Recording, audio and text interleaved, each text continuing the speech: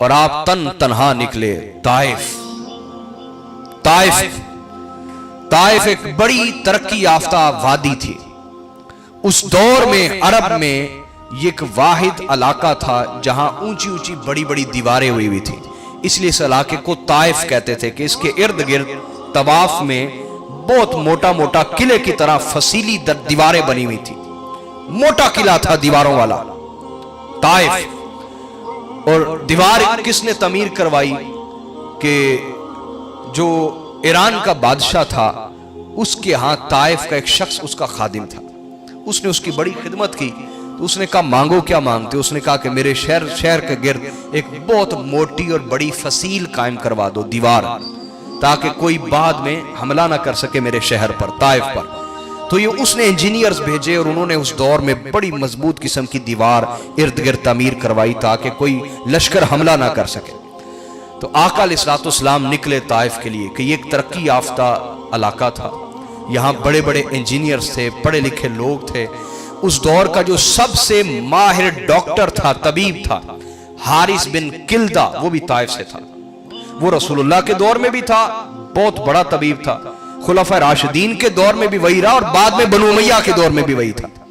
اور اس کے علاج کا طریقہ یہ تھا کہ وہ بھوکا رکھتا تھا مریض کو، کوئی بھی اس نے علاج کرنا ہو تو وہ بھوکا رکھتا تھا، پیٹ جب تک صاف نہیں ہوتا تھا، اتنی بھوک کہ پیٹ میں کچھ باقی نہ رہے، پھر وہ علاج شروع کرتا تھا۔ حارث بن کلدہ وہ بھی طائف سے تھا۔ الغرض میں دوسری طرف جانا نہیں چاہ رہا، تو میرے نبی صلی اللہ علیہ وسلم نے ارادہ کیا کہ طائف ایک موضوع جگہ ہے، اگر وہاں کے لوگ مجھ پہ ایمان لے آتے ہیں تو وہ ایک بڑی بہترین موضوع محفوظ جگہ ہے، مجھے وہاں جانا چاہیے۔ تو ہمارے آقا صلی اللہ علیہ وسلم، یہ کون چلا ہے؟ شاہپور والو، جمعہ میں شریک لوگو، یہ کون جا رہا ہے تنہا؟ یہ تمام مخلوقات میں اللہ کا سب سے بڑا حبیب ہے، جس کے ناز اللہ اٹھاتا ہے، یہ وہ ہے، جس کی رضا کے لیے سب کچھ بنایا گیا، یہ وہ ہے۔ تنہا نکلے میرے نبی، طائف کی وادی میں پہنچے، وہاں 3 سردار تھے۔ کتنے بولیے؟ 3 سردار تھے طائف کے۔ حضور علیہ الصلوۃ والسلام نے چاہا کہ میں ان کو دعوت دوں، میں ان کو بولیے دعوت دوں۔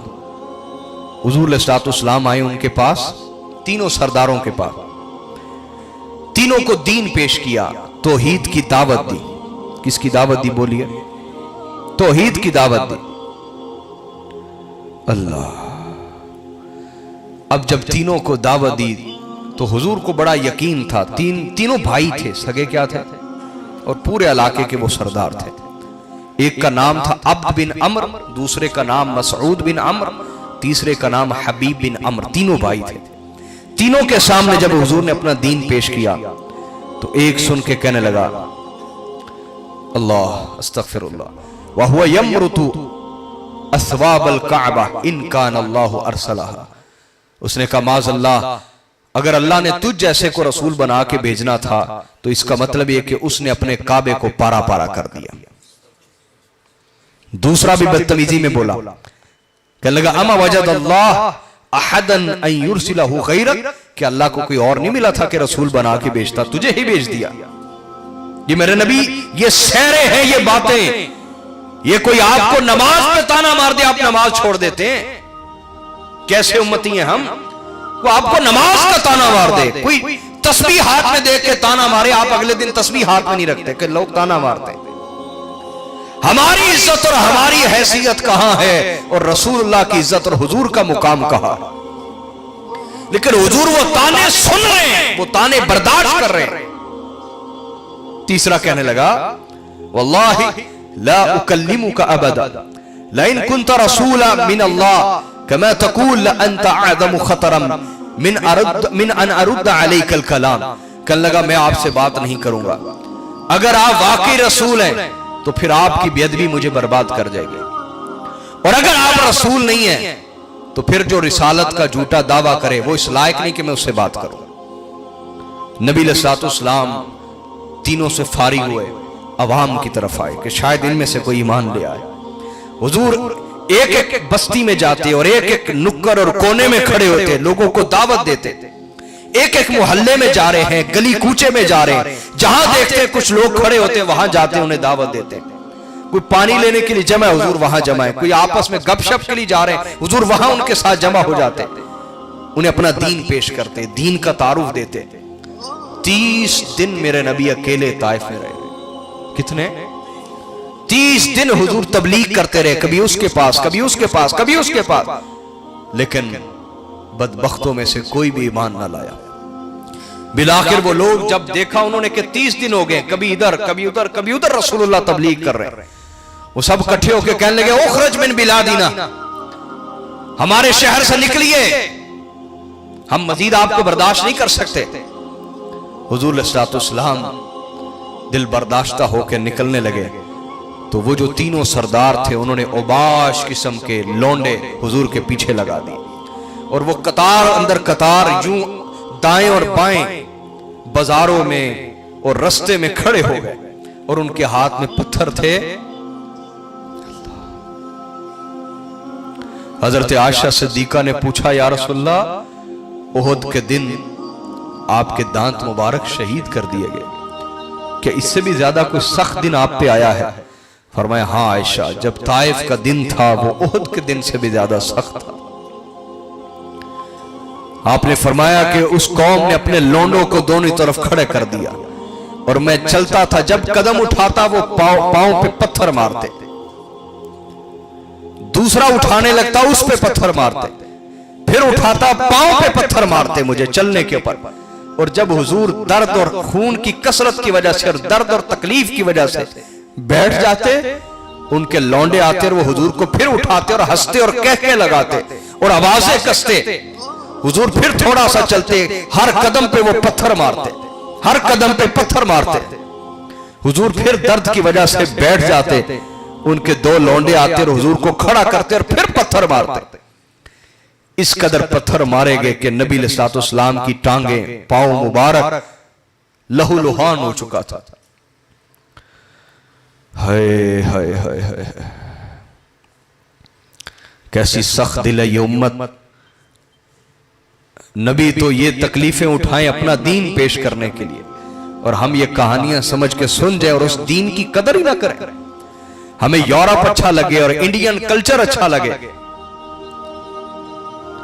सिर्फ जाहिर में नहीं। मैं सिर्फ दाढ़ी रखने की बात नहीं करता कि सिर्फ दाढ़ी सुन्नत है, मेरे नबी की पूरी तरीके जिंदगी में सिर्फ दाढ़ी सुन्नत है।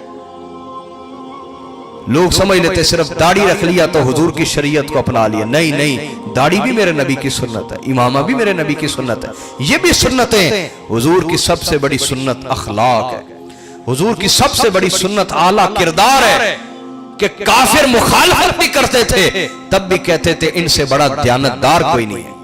मुखालफत भी करते थे और कहते थे इनसे बड़ा सच्चा कोई नहीं है। वो अखलाक, वो किरदार की कुव्वत, वो किरदार की कुव्वत, वो असल सुन्नत है मेरे नबी की। अपने रब से ताल्लुक, इबादत का, बंदगी का रिश्ता, वो असल सुन्नत है मेरे नबी की। हमारे यहां एक कल्चर बन चुका है कि जब बात की जाए तो सिर्फ दाढ़ी को सुन्नत समझा जाता है। जिसने रखी हो वो समझता है कि मैं सुन्नत का पाबंद हूं, बाकी किसी सुन्नत की मुझे जरूरत नहीं, और जिसने ना रखी हो उसे भी सिर्फ दाढ़ी ही समझ आती। तो दाढ़ी भी मेरे नबी की सुन्नत है, लेकिन असल जो चीज है वो है अल्लाह से रिश्ता, अपना बातिन साफ करना, हसद से, तकब्बुर से, नफरत से, रियाकारी से, दिखलावे से, गुस्से से, धोखे से अपने आप को पाक करना, फरेब से अपने आप को पाक करना, जुल्म और ज्यादती से अपने आप को पाक करना, बेहयाई को देखने से पाक करना, न आंखों से गुनाह करना, न कानों से सुनना, न हाथों से गुनाह करना, न पांव से चल के जाना बुराई की तरफ। ये मेरे नबी का किरदार अपने किरदार में शामिल करना, हुजूर के तरीके जिंदगी अपने तरीके जिंदगी में शामिल करना, पकीजा किरदार रहना, जवानी हो जवानी पकीजा रखना, जिना न करना, जिना की तलब न रखना, जिना की ख्वाहिश भी दिल में पैदा ना होना, दिल भी पकीजा हो। ये नहीं कि सिर्फ जिसको मौका नहीं मिल रहा वो जिना से बचाओ और दिल जिना के मंसूबे बनाता हो, और बुढ़ापा हो तो माल का लालच ना हो, जायदादों का लालच ना हो, हिर्स और तमा ना हो, लोगों के हक मारने की तमा ना हो, किसी के ऊपर ज्यादती करने की तमा ना हो, रिस्क हराम की तमा ना हो, मिलावट करके पैसा बढ़ाने की तमा ना हो, धोखा करके माल बेचने की तमा ना हो। झूठ और झूठी कसम उठा के अपना माल बेचने की तमन्ना हो, ये मैं सुन्नत कह रहा हूं, ये सुन्नत की बात कर रहा हूं। तो मेरे नबी सल्लल्लाहु अलैहि वसल्लम कदम उठाते और वो पत्थर मारते हैं, हुजूर फिर उठाते वो पत्थर मारते। सारा रास्ता मेरे नबी ने यूं तय किया, लहू लुखान, जख्मी, दर्द से चूर चूर। ताइफ से निकले, एक अंगूरों का बाग था, हुजूर वहां बैठे हैं और अपने रब से क्या दर्द भरी फरियाद कर रहे हैं। क्यों भाई, सुनने के कोई मूड में है? को आप सुनना चाहते हैं मेरे नबी की वो दर्द भरी दुआ? सुने मेरे नबी ने क्या दुआ की। हुजूर ने हाथ उठा दिए, लहू लुहान, दर्द, तकलीफ की इंतहा है हुजूर को। अकेले हैं, अकेले क्यों तन्हा निकले? ताकि ये उम्मत बहाने ना लगाए, हमारे साथ चलता कोई नहीं, हम क्या दीन की दावत दे, हमारे साथ चलता कोई नहीं। हुजूर ने कहा मैं अकेला निकल के तुम्हें दिखाता हूं, मैं भी तो तन्हा निकल रहा हूं, मैं भी तो अल्लाह का पैगाम अकेले दे रहा हूं। क्यों बहाने लगाते हो, क्यों झूठ बोलते हो अपने आप से, क्यों धोखा कर रहे हो अपने आप से, गुनाह करते हो और नेकी की तरफ नहीं आते। तुम कहते हो मैं अकेला क्या कर सकता हूं। ये बहाने खत्म किए मेरे नबी ने और फरियाद करते हुए कहते हैं, अल्लाहुम्मा इन्नी अश्कु इलैका दअफ़ कुव्वती, अल्लाह मैं तुझसे शिकवा करता हूं, मेरी ताकत बड़ी कमजोर है, मेरे पास कोई ताकत नहीं। व किल्लत हीलती, और मेरे पास कोई ताकत वाले असबाब नहीं है, न मेरे पास फौज है, न मेरे पास ऐसे लोग हैं जो मेरे लिए लड़ सकें, जान दे सकें। तन तन्हा हूं, न मेरे पास फौज, न असला, न लोग, न सपोर्ट, कुछ भी नहीं मेरे रब, मैं तन्हा हूं, न माल के लोगों को खरीद सकूं। व किल्लत हीलती, मेरे पास कुछ भी नहीं मेरे रब। वह हवानी अलन नास, और मैं लोगों की नजर में कितना कमजोर हूं कि कोई भी मेरी इज्जत पे हमला करता है, कोई भी मुझे ताना मारता है, कोई भी मुझे टॉर्चर करता है, कोई भी जिसके मुंह में जो आए वो बक देते हैं और मुझे सहना पड़ता है। ये लोगों से शिकवा नहीं कर रहे, ये अपने रब से फरियाद कर रहे हैं। या अरहमर राहिमीन, ऐ सबसे बढ़कर रहम करने वाले, अंत रब्बुल मुस्तदईफीन, तू ही कमजोरों का रब और मददगार है। व अंत रब्बी, और तू ही मेरा रब है। इला मन तकिलूनी, तू मुझे किसके हवाले कर रहा है मेरे रब? तू मुझे किन के हवाले कर रहा है? तू मुझे किसके हवाले कर रहा है? इला बईद यतजहमुनी, क्या किसी ऐसे दूर और बईद के जो मुझ पर तुर्श रवि से पेश आता है और बदजुबानी मेरे साथ करता है और मेरी इज्जत को तार तार कर देता है, मुझे किसके हवाले तू कर रहा है? औ इला अदुव्विन मलकतहु अमरी, या तू मुझे किसी दुश्मन के हवाले करना चाहता है कि जो मुझे कत्ल कर दे और मुझे हलाक कर दे। लेकिन मेरे रब, इतनी तकलीफ और अजियतों के बाद भी, इल्लम यकुन बिका अलैया गदबुन फला उबाली, मेरे रब फिर भी अगर तू मुझसे नाराज नहीं है तो मुझे कोई परवाह नहीं है। मुझे मार दिया जाए, मुझे बेइज्जत किया जाए, मुझे पत्थर मारे जाए, मुझे गालियां सुनाई जाए, अगर तू मुझसे नाराज नहीं तो फिर मुझे परवाह नहीं, चाहे इससे 10 गुना बढ़कर बुरे हालात आ जाए। वलाकिन आफियतुक औसौली, लेकिन मुझे यकीन है तेरी आफियत और रहमत बड़ी वसी है मेरे लिए। आऊज़ु बिनूरि वजहिकल्लज़ी अशरक़त लहु ज़ुलुमात, मैं तुझसे मांगता हूं, दुआ करता हूं मेरे रब, तेरे उस चेहरे के नूर के वसीले से जिसने हर जुल्मत और अंधेरे को मुनव्वर कर दिया। वसलुहा अलैहि अम्र दुनिया वल आखिरा, कि तू मेरे दुनिया और आखिरत के कामों को सवार दे। मैं तुझसे फरियाद करता हूं, तेरे चेहरे के नूर के वसीले से दुआ करता हूं, मुझे पनाह अता फरमा मिन अन तुनज़िल बि गदबक, मुझे पनाह दे कभी मुझसे नाराज ना होना, बाकी जो मर्जी हो जाए मुझसे नाराज ना होना। औ तहुल्ल अलैया सुख्तक, कभी अपना अजाब मुझ पे नाजिल न करना। लकल उतबा हत्ता तरदा, मैं तेरे लिए कोशिश करता रहूंगा यहां तक कि तू मुझसे राजी हो जाए। वला हौला वला कुव्वता इल्ला बिल्लाह, और बेशक हर ताकत और हर तरह का हौल ये तेरी ही तरफ से है, मैं तो कमजोर और आजिज हूं तेरे सामने, جب حضور نے یہ درد بھرے الفاظ میں دعا کی، فرشتے حاضر ہو گئے، کہا یا رسول اللہ حکم دیں، پہاڑوں کو ملا دیں، چور چور کر دیں ان کو۔ حضور نے فرمایا نہیں، مجھے امید ہے اگر یہ میرے ساتھ نہ چلے تو ان کی نسلیں میری وفادار ہوں گی، ان کی نسلیں میری وفادار بنیں گی، میں ان کے لیے کوئی ہلاکت والی دعا نہیں کروں گا، مجھے امید ہے ان کی نسلیں میری وفادار ہوں گی۔ جب حضور کو اس حالت میں دیکھا تو وہ جو باغ تھا وہ عتبہ کا تھا، ان کے باپ کا تھا، لیکن وہ تینوں بچے اس کے مالک تھے، اور وہ بڑے شدید دشمن تھے رسول اللہ کے، لیکن چونکہ قریشی تھے اوپر سے جا کے نسب ایک ملتا تھا۔ حضور کو اس حالت میں دیکھا تو ان کی رشتہ داری نے جوش مارا، تو انہوں نے اپنے غلام کو بھیجا کہ جاؤ ہماری رشتہ داری تو ہے نا، اس حالت میں وہ تنہا ہیں، جاؤ انہیں کچھ کھجور انگور پیش کرو، حال احوال ان سے پوچھو، خیریت دریافت کرو، اور اگر کوئی حکم ہوا تو بتانا آکے۔ وہ غلام آیا، حضور علیہ الصلوۃ والسلام کی بارگاہ میں حاضر ہوا، اس نے انگور پیش کیے، حال پوچھا، کپڑا پیش کیا، حضور نے خون صاف کیا، حضور انگور کھانے لگے تو آپ نے پڑھا بسم اللہ الرحمن الرحیم۔ اس نے کہا یہاں کے لوگ بسم اللہ تو نہیں پڑھتے، آپ کون ہیں؟ آپ نے فرمایا تم کون ہو؟ اس نے کہا میں نینوا کا رہنے والا۔ فرمایا وہ تو میرے بھائی یونس علیہ السلام کا شہر ہے۔ اس نے کہا آپ حضرت یونس کو جانتے؟ آپ نے فرمایا یونس بھی نبی تھے، میں بھی نبی ہوں، وہ میرا بھائی ہے۔ جب یہ سنا تو اس نے حضور کے قدموں کو چوم لیا اور آقا علیہ الصلوۃ والسلام سے محبت کا اظہار کیا۔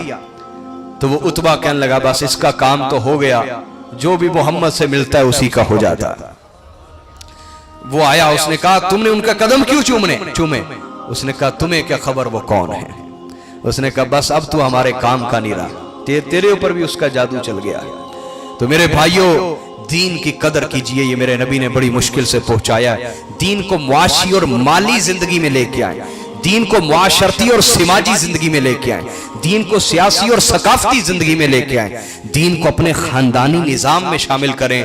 کفر، یورپ، کلچر ان کا آپ پہ محنت کر رہا ہے، آپ پر، آپ کی عورتوں پر، آپ کے بچوں پر ان کی محنت توڑیں، اس فریب سے نکلیں، اپنا ظاہر اور اپنا باطن اپنے نبی کی سنت کے مطابق اپنائیں، اور یہ جو ہمارا تنظیمی پیغام ہے اس کا حصہ بنے، تنظیم پہ وابستہ ہوں۔ میں انشاءاللہ بچوں سے کہتا ہوں ہمارا جو آفیشیل واٹس ایپ گروپ ہے اس کے نمبر یہاں ہم باہر لکھوا دیتے ہیں، جو بھی اس میں ایڈ ہونا چاہیے اس میں ضرور ایڈ ہو، تنظیمی طور پر اس پیغام کے ساتھ جڑیں اور اس پیغام کو آگے پہنچائیں۔ اللہ تعالی ہمارا حامی و ناصر ہو۔ والسلام علیکم ورحمۃ اللہ۔